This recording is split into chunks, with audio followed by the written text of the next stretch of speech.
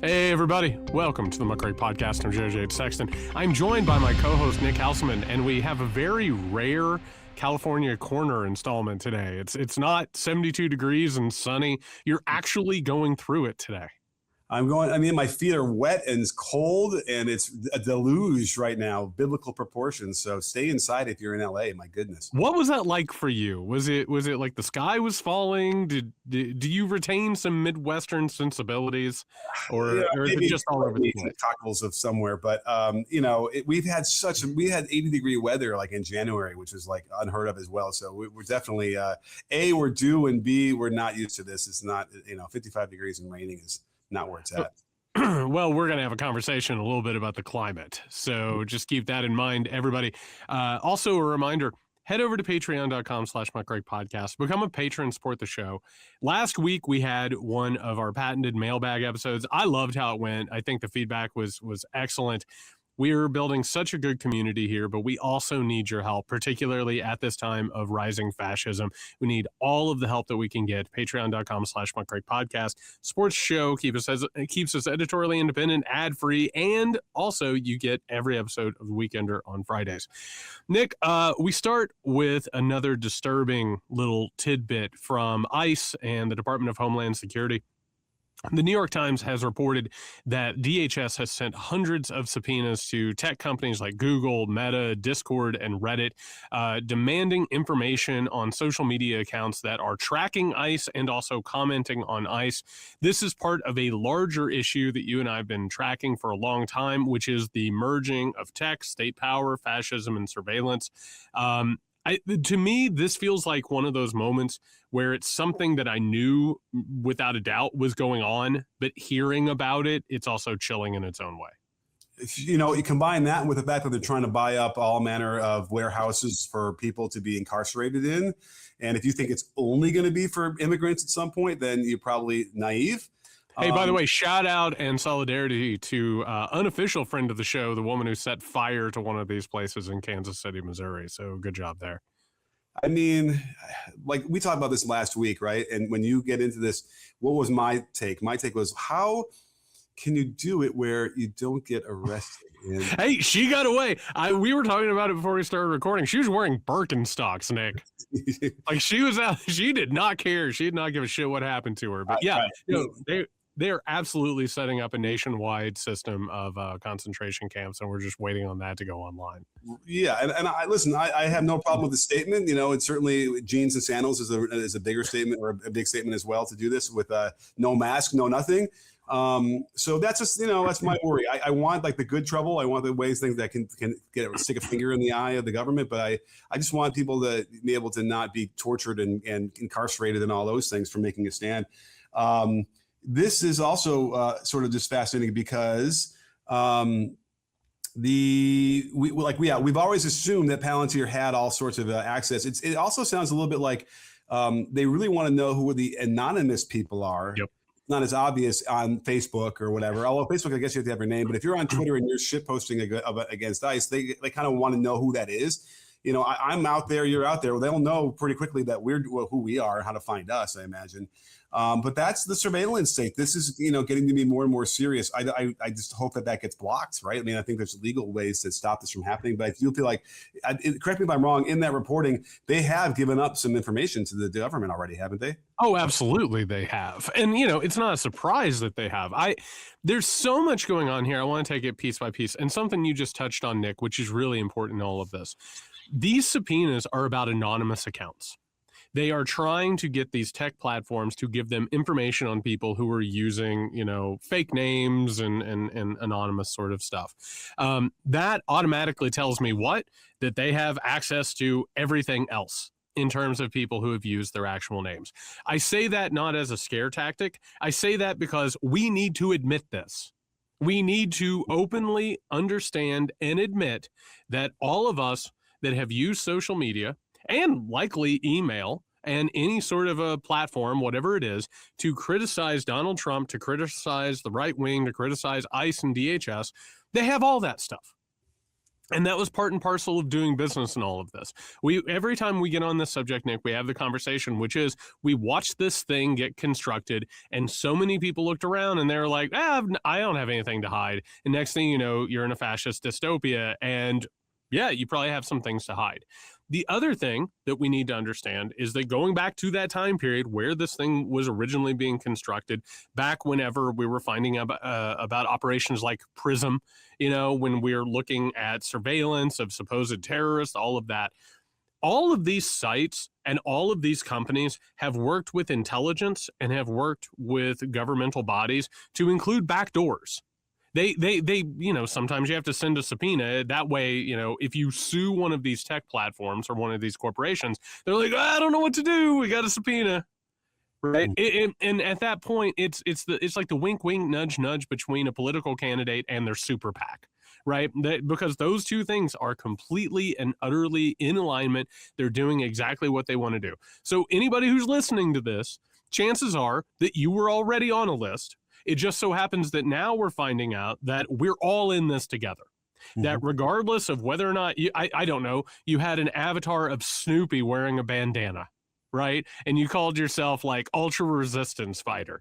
Chances are that you are now getting found out in all of this. And there's bad news here, which is they're going for it, Nick. Like they are really, really going for it. And God knows there's going to be some consequences. But the good news here, it's like taking a blood oath or a blood pact, Nick. We're in this now. We're all in it together, so we might as well face it, and we might as well move forward with that understanding and take appropriate precautions and take appropriate actions. Well, yeah, and the more of us that are in it, the better for us. Absolutely. And listen, would the government want to monitor the reaction to their policies on social media? Would that be a good policy? Would that be what they've probably been doing all these years? Is that safe to say? Yeah. Yeah, and on top of that, I mean, even Democratic presidents like Joe Biden and his administration, they didn't just monitor it; they spent an inordinate amount of money trying to shape it.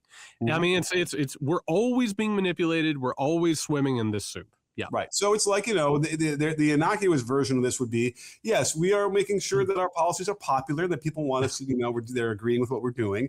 By the way, if this was a video or a movie, you would be saying that, and it would be the voiceover as like an ICE agent is using a battering ram to get into somebody's house. Yeah. Oh, no, I think that what also could be is the camera pulls out just a little bit farther back where you can see beyond what you can see on my webcam, and there's a ICE agent like with a gun ready to shoot me. But here's the thing: if you pull out a little bit more, okay, because this, me, I like to kind of get in people's brains here. Why? What is the value of having very personal information of these anonymous sources that are probably the kind of accounts that are getting a lot of traction on social media with their negative responses to their policies and to what they're doing? That is obviously where you can kind of probably the answer is, I'm sure, very simple and very nefarious. And that's the issue here is why would they have to subpoena? Why would they go so far as to subpoena a company, which ends up becoming, public, to get this information? What are they going to do with it? What are your thoughts on that? They're creating a database of the people that they need to watch and potentially round up in the future. There's no other way to look at it. No. So this will be an easier way when they get the phone number, they get the address. Now they can just surveil you. And then, they either will surveil you. Well, I mean, they probably will surveil you. And then on top of it, Nick, there's all kinds of other things they can do. I mean, what has happened with ICE so far? Whenever they've scanned somebody's face and they're like, hey, welcome to a new list, which takes away everything from TSA preferences to put you on a watch list to possibly no-fly list. Possibly you're not able to leave the country. Like, they will use everything at their disposal as they're surveilling and as they build up momentum to whatever the next stage of this thing is. Okay. And those kind of things will simply serve to tamp down the resistance, basically, is what you're saying too. If I suddenly find I can't get on the PSA list or the TSA list and I get a plane quicker or I can't leave the country, then I might say, crap, I better shut up. This is already, it can only get worse from here, I think, right? Perhaps the notion of getting the subpoenas is either the opening salvo or just the big threat that they had to let everyone know, hey, this is what's going on. This is what we were willing to do. So you better stop it now. That's exactly right. And it goes into, what I've defined as sort of the authoritarian bargain, right? You have three choices. One choice is that you put on the armband and you hope to share in the spoils. The next is that you lock your door, you put down the shades, and you're like, whatever's happening out there, it has nothing to do with me, and you hope the knock never comes to your door. The other is you say something about it and you fight against it and you get crushed, possibly, right? And that's what's being offered at this point, which is that it's a really hard thing to talk about, but we sleepwalked into this. We really did. We were like, oh my God, it's so much fun to text people, and oh, memes are the best, and I love pirating music, like all these things. Like, isn't it fun? We get to hang out with each other. We get to record a podcast, all these things. And meanwhile, all of this apparatus was being built up around us. And that's a hard thing. I don't say this. It's a little bit of hard medicine. You know what I mean? It's the equivalent, Nick, and it really sucks to say it this way, but as somebody who has had to talk to many people that I've loved, and like, they're like, well, I have to get this surgery or I have to get this treatment, and you have to say, this really sucks. And we don't want to be going through this. But the reality is that we have to.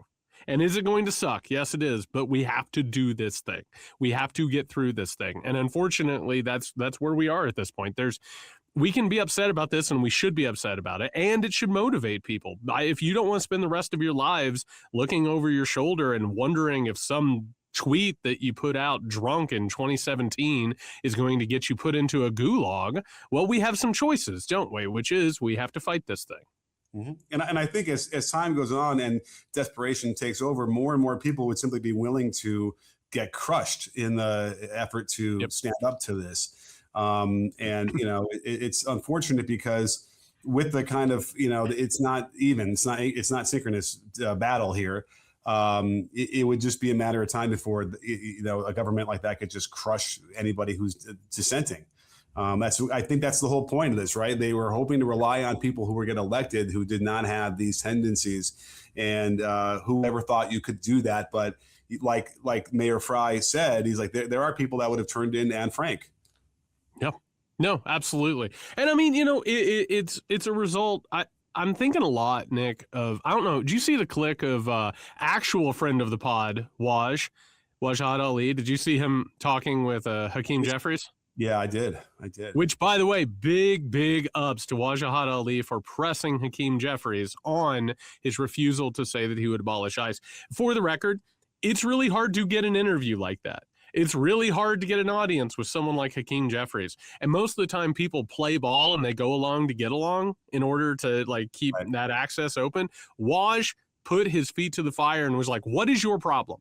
Why can you not do this? And what did Hakeem Jeffries do? He's like, I don't even understand what you're saying. Fuck that guy, first of all. Second of all, that's the thing you just said, which is the hope is that you elect people who wouldn't use this stuff against you.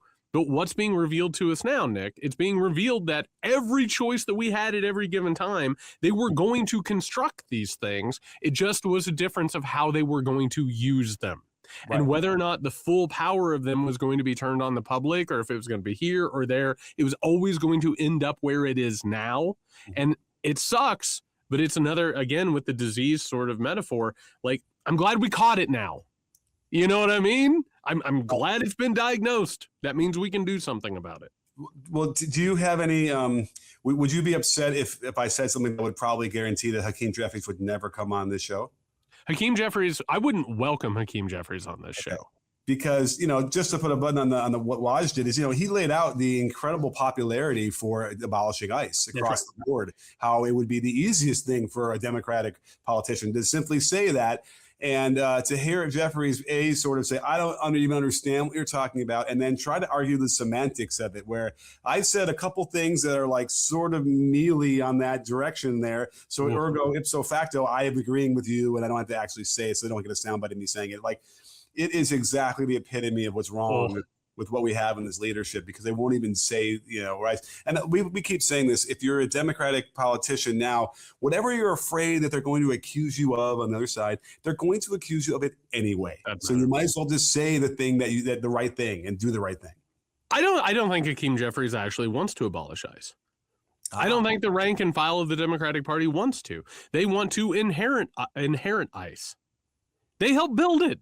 Why would they kill what they helped build? They have no interest in doing that. I don't know. To me, it would just reeked of, oh, we can't be soft on crime. You know, we can't say things that sound like they're soft on crime. You think they think? But here's the thing, Nick. If that were the actual motivation, then the unpopularity and the popularity of abolishing ICE would have actually pushed them into that.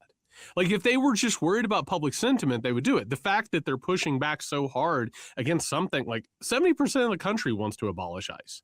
Mm-hmm. Like it's not that they're afraid of blowback. What they're afraid of is that they don't want to actually change what is happening. This is the equivalent, Nick. It's like Frankenstein looking at his monster. Like he made that. He helped create that. He doesn't want to destroy it until like it's at the absolute, worst possible second. Okay, well, don't forget that is also the crux of the matter, right? He's trying to chase him down, trying to destroy it, but it's by then he's too powerful, I suppose, right? Is sort of the answer. Okay, I mean, fair enough. Yeah, it's just that hard. Sucks. I know that's not a fun thing to have to swallow, but it's. Yeah.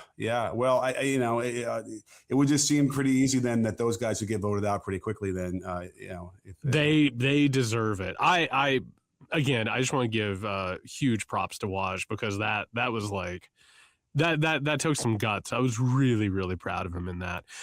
Nick, speaking of this criminal administration, reporting has now revealed that Russ Vought, the director of the White House Office of Management and Budget, he's using stolen USAID funds for his own personal security and his own sort of enjoyment. If you want to talk about a kick in the teeth, man. How many directors of the OMB have had to have round-the-clock extra security for their lives, right? It's got to be a short list. And by the way, like if I'm not making light of death threats, but like if you are in like the political sphere, if you actually have like, some skin in the game, you're going to get some death threats. I mean, I didn't hire personal security because people were showing up at my door and stalking me. Like, are you kidding me? Like Russ Vought is worried about attempts on his life, so much so that he's going to use money from USAID to create a personal security for. Like, who the fuck are these people? I mean, to me, it's like an accounting, magic where they can move this from here and there. Well, no one's using that anymore since we crushed that whole agency. So we'll just divert it over there. But part of me just feels like, and it goes to lack of self-awareness on the right. But like maybe, just maybe, if you're doing a job like heading the OMB, which should not be that partisan or it should not be that controversial, and you are facing enough death threats that you need this kind of round-the-clock thing, maybe that shouldn't be your job. I want to say a couple things. First of all, we haven't even touched on this. Hundreds of thousands of people already have died because they got rid of USAID.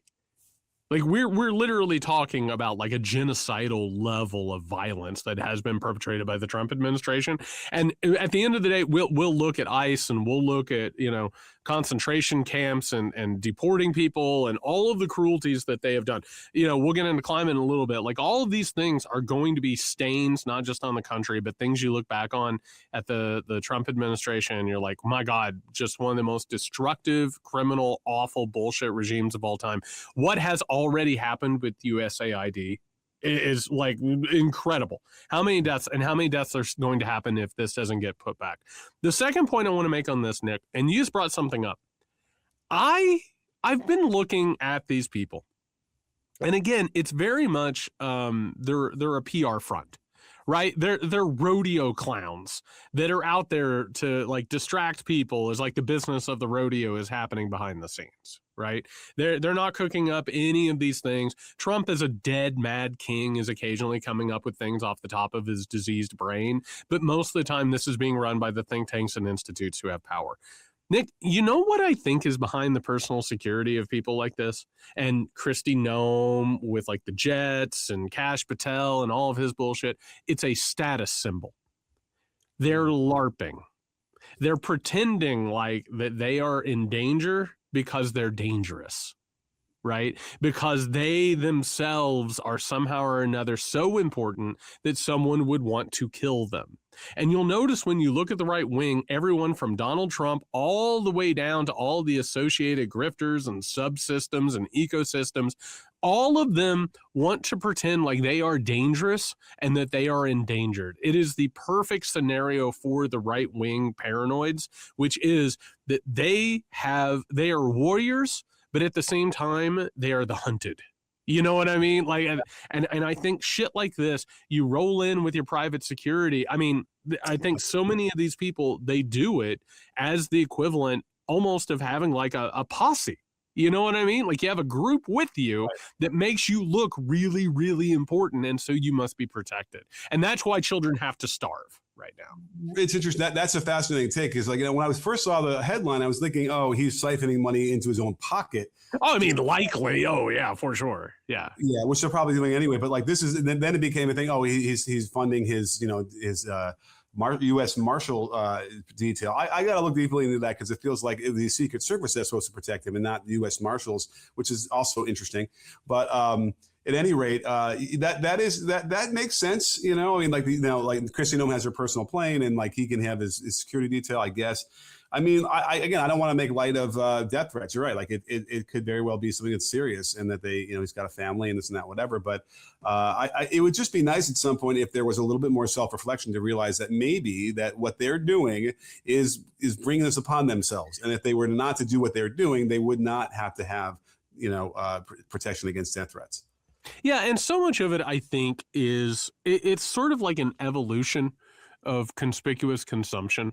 It's like Donald Trump back in the day would, have his jet. He would have like his gold-plated apartment. He would, have all of this stuff, garish sort of things. And I think at some point or another, the conspicuous consumption, it turns into something else, Nick. And I think that we've reached that point. People want to talk about Mar-a-Lago face. With people like Kristi Noem and Laura Trump and all of these sort of women. And by the way, the men are grotesque freaks as well, right? Having so much work done and looking so strange.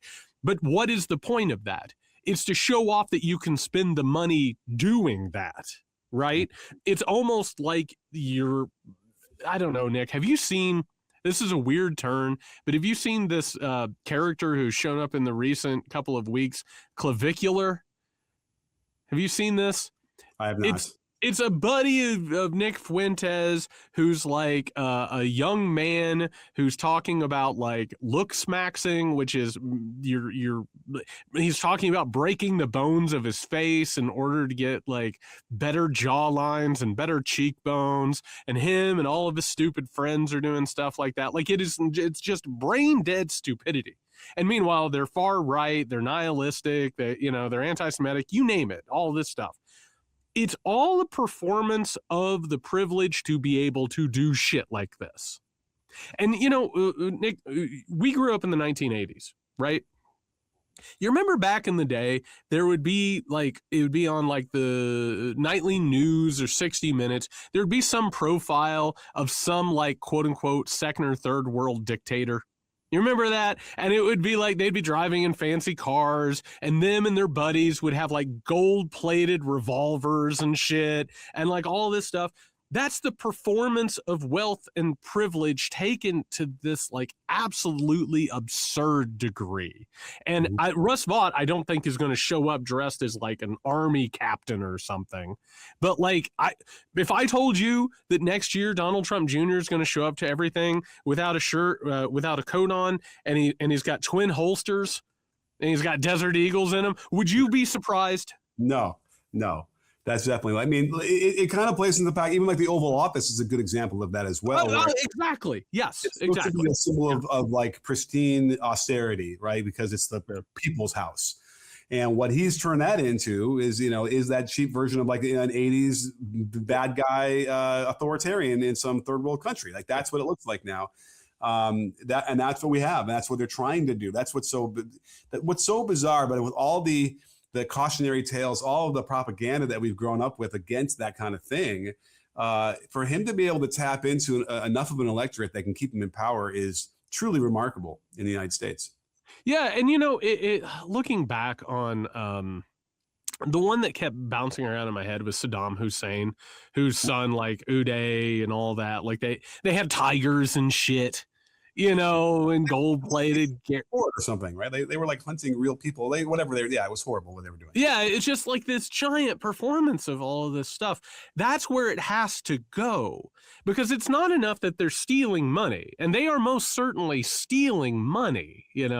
Like I'm sitting here, and unless we get rid of Donald Trump, and unless he dies, right? How much money he is amassing that he's stealing from the United States, he's stealing from Venezuela, he's stealing from all over with the bribes and all of that.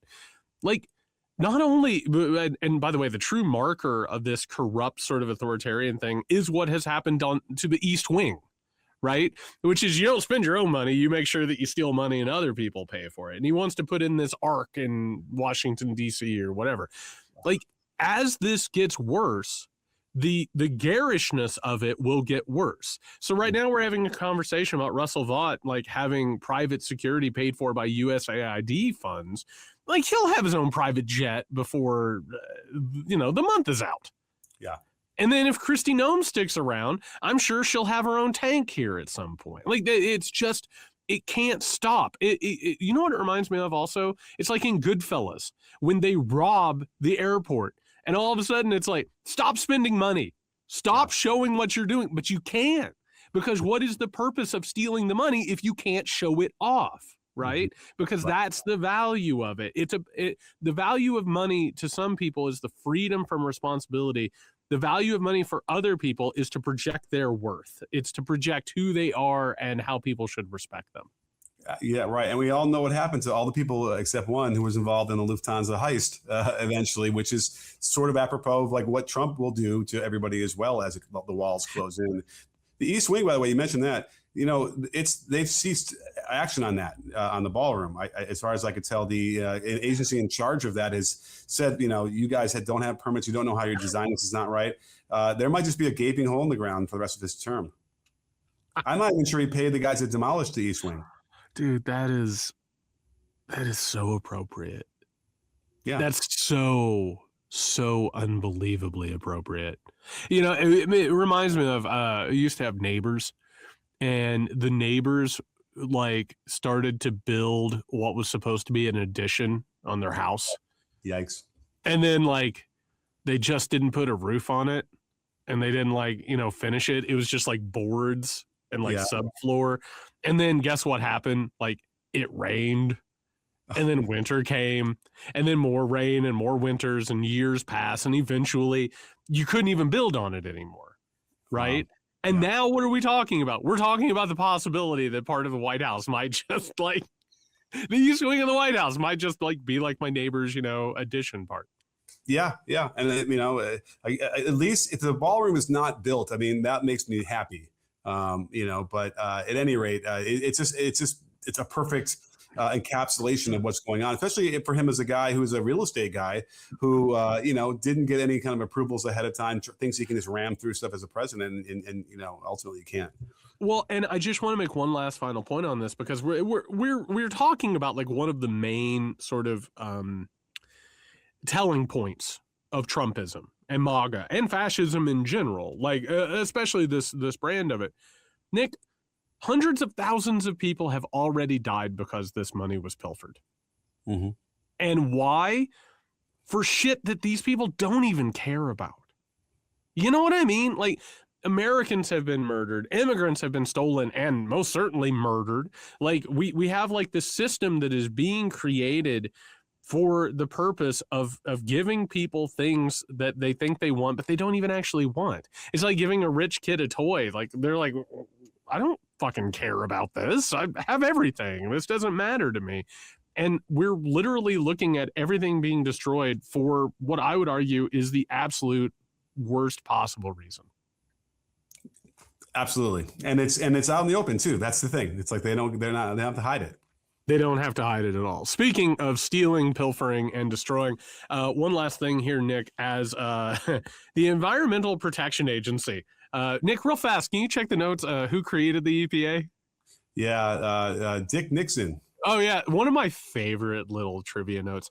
The EPA has rejected the finding that greenhouse gases threaten humans and the environment, which has taken out the entire bedrock of any sort of climate change policy or regulation. At the same time, because they've taken out this Jenga piece, Nick, in America, when it comes to auto manufacturing, there are zero standards. No standards. There are no standards for auto manufacturing. There's no standards in general for anything, which is completely the opposite of everywhere else in the world that is currently still carrying on neoliberal capitalism. But we have reached the point where not only are these freaks saying that climate change isn't real, but they have now more or less taken out the last brick that they possibly can, which gives the federal government the ability to regulate greenhouse gases. Yeah. Yeah. I mean, and they prefaced it by saying that they were going to repeal, as far as I can tell, just the thing where, when you stop at a light, the car like turns off and then it turns back on right when you want to go. So the idling doesn't contribute to pollution. So they got rid of that one. And I think people don't like that. That was annoying. I don't like that, but that doesn't mean it should go away. Right. And but like that's the thing that they it's the selling point. We're gonna focus on that thing, and then by the way, there won't be any regulations or anything anymore. And the idea that we've gotten to 2026 and we've leaned into coal is I can remember when we started this pod in 2019, whatever it was, saying I do not want to hear any solution to a climate issue that involves coal, and expanding oil. We have to moving on. So it is fascinating. And, Governor Newsom in California is going to threatening to do a lawsuit, and they're going to try. It makes me feel like there could be some states that will just impose their own CAFE standards on the cars. And, I guess dare the federal government to come in and force them not to enforce those, but California's got a lot of sway in this one. I want to say a couple of sobering things before we get to the actual story in general. And this is, again, it's one of those sitting down being like, hey, you have a disease. We have to take care of it. It's not going to be fun. And here it is. All of us who have spent Nick, when did you hear about climate change? Do you remember? Do you remember when you first became aware of climate change? When I was in high school and they banned aerosol deodorant, was the CFCs. That was definitely I certainly knew about it then and why we couldn't use them. They got rid of those. So, that's mid 80s. I was in mid 80s. I was in elementary school, and you remember they used to send out magazines to schools, little magazines for kids like Ranger Rick. Yeah, absolutely. Which I loved. Man, I loved me some Ranger Rick, Nick. Oh my God, that was a good day every time we got a new issue of that. I remember reading in one of those magazines in elementary school about climate change. Of course, back then it was called global warming, right? Before it got its glow up and was closer to what it actually is. And I remember having a discussion in that elementary school class and asking the teacher what needs to be done or what needs to happen, and the teacher just being like, "I'm sure our leaders are going to figure it out." Right. They're not going to fucking figure it out. They're not. And that's awful. I work on climate. I've got a big giant climate project that's coming up in a month and a half, 2 months. All this shit, the leaders of this country are not going, we're having a hard enough time getting them to admit that it's real. Much less actually doing. And by the way, personal use of vehicles, that's part of it. The larger issue here is, of course, the military. That's the largest thing. It's the state powers that are driving this. And as a result, we would need some sort of a changing in terms of our military, in terms of national security, you name it, right? Which, by the way, it's weird how that's interconnected with the fact that we would need to lower our military budget and then have money to spend on, I don't know, healthcare, social programs, education. But that's neither here nor there. I'm just talking crazy, Nick. But they're not going to fucking fix it. The people that we have in charge are not going to fix this thing. And that sucks. But it does allow us to have a moment of clarity in which we say, well, we can't wait around on them anymore. We can't just wait on these same assholes to fix a problem that they won't even admit is happening. And as a result, it's going to get worse until it becomes one of our major sort of priorities. And I want to go ahead and call ourselves out. When I was putting together the rundown for this, I put this in the last spot. Nick, if you were putting together this episode, would you have ever put a climate story in the top spot? Probably not. Why? it's less interesting to people, right? I mean, that's sort of the It's less interesting. It's an existential problem. What the fuck am I going to do? Oh, these guys are talking about climate. I'm going to turn this off. That's right. We saved this to the last slot, so you'd listen to most of the show, and now we're fucking talking about it. Meanwhile, we have an existential problem hurtling towards us at God knows what type of speed. The point of it is this, Nick, the people who are in charge right now, the fascists, they're not interested in solving problems. They're there to make the problem worse and to make people not pay attention to the problem. They're there running interference for the people who have caused climate change in the first place and to keep people from believing it. They know it's real. They're simply trying to keep people from coming together and pushing back against the capitalist wealth class. That's it. That's the entire purpose of all this. But the rationalization tends to be, well, A, money, and that's really sure. But B, like, the kid who'd be like, I want a candy bar. No, you can't have one. But Johnny gets to have a candy bar. How old is that kid? That kid's 5, 6, maybe, when that kind of reasoning. Yeah. And this is the same thing where they're like, well, China is polluting, so we should too. Like that. That's as far as they can get. China pollutes a ton, so why should we have to have any kind of restrictions on our pollution? Like literally, as if we're not going to be contributing to that and making it worse and accelerating all these issues. And by what they probably end up wanting is what we talked about in terms of climatary immigration, when the other parts of the planet are inhabitable and they have to come rushing across to the places where there are resources. If the Trump administration had its way, they would already have the army built up, ready to go to repel all those people, right? So we can hoard all these resources and not help anybody. So it kind of plays into that whole fever pitch. And I told you, too many times, how this also makes me worried that it is related to some sort of event that's going to happen that they know about, that they're trying to hide from us, and they're dismantling the warning systems for this. You're simply saying that because Barack Obama went on Brian Tyler Cohen's podcast over the past couple of days and said that aliens are real. Is what I want to know. I want to say, and by the way, Nick, we've done this. Actually over the last few days. You know what I did? I went back. I just discovered this feature because I'm 44 fucking years old. I'm an old person. Yeah. I went back and I realized there's a feature where when you're sorting podcast, it can go oldest to newest. Wow. We're welcome. I know, it blew my mind. And I went back and listened to some of our earlier shows. And you know what, Nick? Like, first of all, I went back to our pandemic shows, like at the beginning of the pandemic.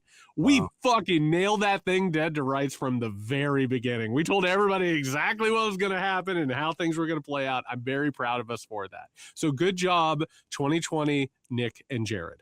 But while I'm having this conversation, how many times in the 7 years we've been doing this, have I given any credit to Ronald Wilson Reagan?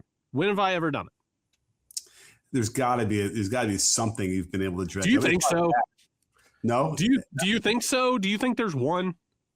I mean, when you say credit, it's something positive, I guess. I don't think. Yeah.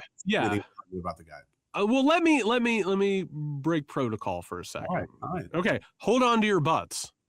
I'll just say that, everybody. Now, Ronald Reagan obviously created huge amounts of tension when it came to the Soviet Union and nuclear weapons, right? Like, really, that was the strategy, was to ratchet up, and brought us very, very close to nuclear war.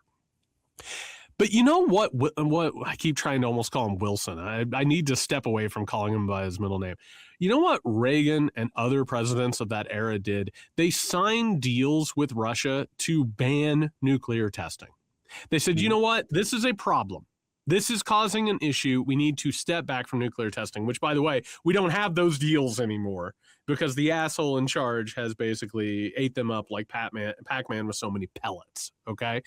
The point of this is, back then, we had national interest. And countries would say, hey, you're another country, I'm another country. We recognize there's an existential problem that we are facing. We can come together, we can talk for a few days, we'll come to an agreement, and we'll put together a settlement, right?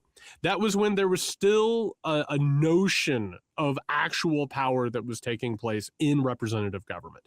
Now, that is gone. None of this has anything to do with solving an existential problem.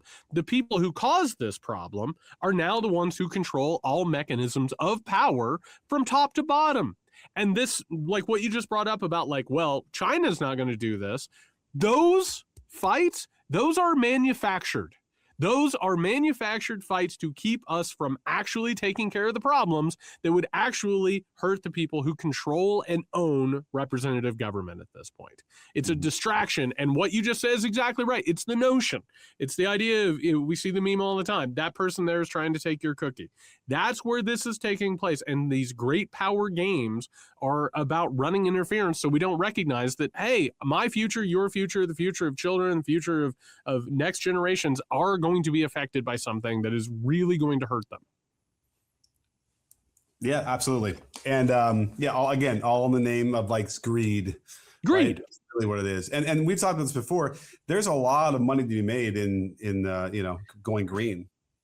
Lots of money. There's so much money to be made in solving these problems. And by the way, you brought like with China, Nick, if we got together with China and basically ended this new bullshit Cold War, we would probably stave off a new world war, right? And God knows how many lives we will lose if we end up having that. We would also create sort of an off-ramp for American empire that could give way to something better and start solving some of these problems. First and foremost of them, climate change.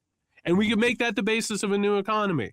But guess what? The people who have entrenched power and entrenched wealth, they're very, very nervous about shaking up the Yahtzee cup and letting the dice fall where they may. I mean, we have our Secretary of State trying to shore up a authoritarian who's destined to lose an election in Viktor Orban soon. Yeah. What does that say as he's speaking to people across Europe now? Where it's just out in the open, and it's really, really frustrating. And again, I'll keep saying this.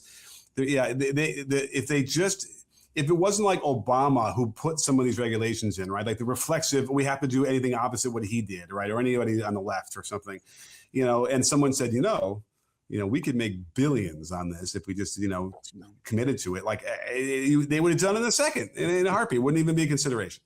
And by the way, just to bring it into full clarity, it's not billions, it's trillions. Okay. We're talking trillions of dollars. Like that is, everyone wants to talk about AI as like the next step or whatever. Meanwhile, it's going to gobble up every ounce of water that's on the planet. Like, you want to talk about what the next big thing is? Moving away from fossil fuel into something brand new and better and sustainable that avoids this.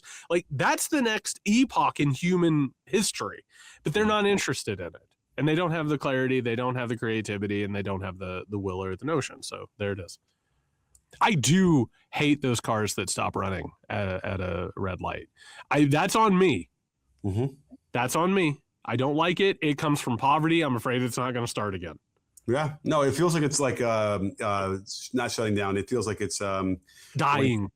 Not die. What's the word I'm looking for? Anyway. I don't like it, but that's not about me. That's not about me. That's the difference. It's fine. I'll drive that. I'd be fine with it, but I don't like it. That's just me. That's the difference between me and the right. More now going forward. Do you like that? Do you like that feeling? In the car specifically? Yeah. Yeah. No. Because it feels like it's going to die. And what's the damn word? Like you flooded the engine and won't start like that thing. But, I don't have to deal with that anyway. So. Well, okay. He just bought a car from a fascist. Anyway, but it's just, I hate that feeling, but that doesn't mean that I can't deal with it. Right. I can deal with it. I don't need to take over the government and destroy democracy to get rid of it.